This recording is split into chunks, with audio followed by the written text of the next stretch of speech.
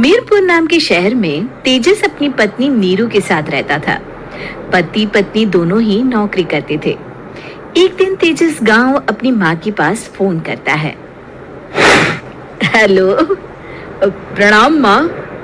जीते रहो माँ, तुम दादी बनने वाली हो। अरे वाह, ठीक है बेटा, मैं कल ही आती हूँ। जब माँ जी शहर पहुंची तो बेटी बहू ने बहुत अच्छे से स्वागत किया। लीजिए माँ जी, चाय। अरे गर्मा गर्म पकोड़े ले आओ माँ के लिए। नीरू रसोई में गई और 2 मिनट में ही पकोड़े ले आई। जी ये लीजिए। बहू जादू से बनाए हैं क्या? अभी तो रसोई में गई थी। यम्मी। माँ जी, शीला रसोई में पकोड़े तल रही है, मैं बस लेकर आई। हे भगवान, मेरा धर्म भ्रष्ट कर दिया तूने। अब तो गंगा जल से शुद्धिकरण करना होगा। दूसरे दिन, माँ जी मैंने नाश्ता बना दिया है, ऑफिस जा रही हूँ। पर अभी तो घर का सारा काम पड़ा है। शीला आती ही होगी, झाड़ू पोछा बर्तन कपड़े वो सब कर लेगी। हमारे जमाने में घर का सारा काम हम ही करते थे। जी माँ जी, आप बहुत होशियार हैं, मैं घर ऑफिस दोनों नहीं संभाल पाती। तो जरूरत क्या है घर से बाहर जाकर चाकरी करने की? वैसे भी घर का काम खुद करने से घर में बरकत आती है, समझी? पर माँ जी। पर वर कुछ नहीं, इस महीने की पगार मिले फिर ऑफिस बंद है। हाँ। रात को नीरू तेजस से कहती है, सुनिए जी, माँ जी बोल रही थी कि मैं नौकरी छोड़ दूं। वैसे ठीक ही तो है, अभी तुम्हें आराम की जरूरत है। फिर भी आराम कहाँ, शीला को छुड़ाने के लिए बोल रही थी। तो अब 24 घंटे में इतना काम तो कर ही सकती हो। पर जॉब पसंद है मुझे, घर पर मन नहीं लगेगा। अगले दिन जब दोनों ऑफिस के लिए निकल रहे थे, मेरी तो कोई कीमत ही नहीं है इस घर में। माँ जी, आजकल महंगाई बहुत है, रहन सहन भी बदल गया है, दोनों नौकरी करते हैं तभी ठीक रहता है। अच्छा, तू कहना क्या चाहती है? मेरा बेटा तुझे बिठा के खिला नहीं सकता? तू ही इस घर का खर्च चला रही है, हैं? नहीं माँ जी, मेरा वो मतलब नहीं था। मतलब खूब समझती हूँ, ये बाल धूप में सफेद नहीं किए मैंने। हाँ। अब तो ये रोज का काम हो गया था। तेजस भी रोज की झिकझिक से परेशान हो गया था।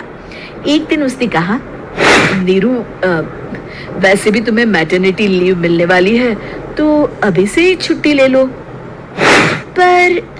पर क्या, मेरी सैलरी अच्छी खासी है। आखिर नीरू ने रिजाइन कर दिया। जब बच्चा हुआ तो घर में सब बहुत खुश हुए।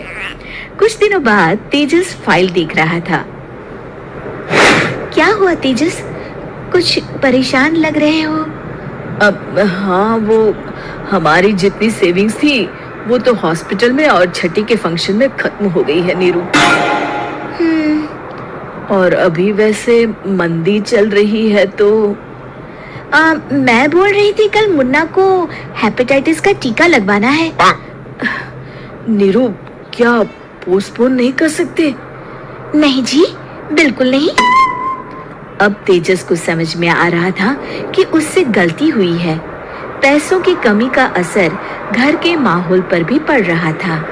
अगले दिन, बेटा मेरा चश्मा और ये दवाइयाँ ले आना, पर्चा देते हुए माँ जी ने कहा।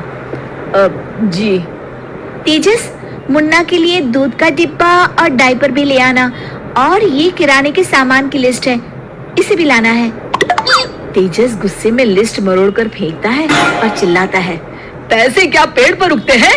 ये ले आना, वो ले आना। अरे पर ये जरूरत का सामान ही है। वो गुस्से में बिना कुछ कहे ऑफिस चला गया। अरे अरे लंच तो ले जाइए। नीरू दौड़कर डिब्बा पकड़ाती है। एक दिन खाना खाने के बाद, नीरू, अब तो मुन्ना कुछ बड़ा हो गया, तो अब तुम वापस ज्वाइन कर लो ना जॉब। पर इस रिसेशन में जॉब मिलना बहुत मुश्किल है। ट्राई तो करो। फिर मुन्ना, माँ जी है ना, और एक फुल टाइम मेड भी लगा लेंगे। पर माँ जी, उन्हें तो पसंद नहीं। तभी माँ जी वहां आ जाती है और प्यार से नीरू के सर पर हाथ फेरते हुए बोलती है, अब मेरी समझ में आ गया बहू, पहले के और अब के समय में अंतर है। तुम काम शुरू करो, मुन्ना की जिम्मेदारी मेरी। मेरी प्यारी माँ जी, ये कहकर नीरू उनके गले लग गई। शिक्षा, परिवर्तन संसार का नियम है, हमें भी समय के साथ चलना चाहिए। उम्मीद है कि आपको हमारी ये कहानी पसंद आई होगी।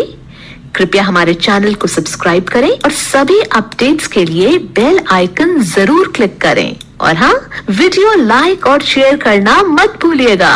बाय।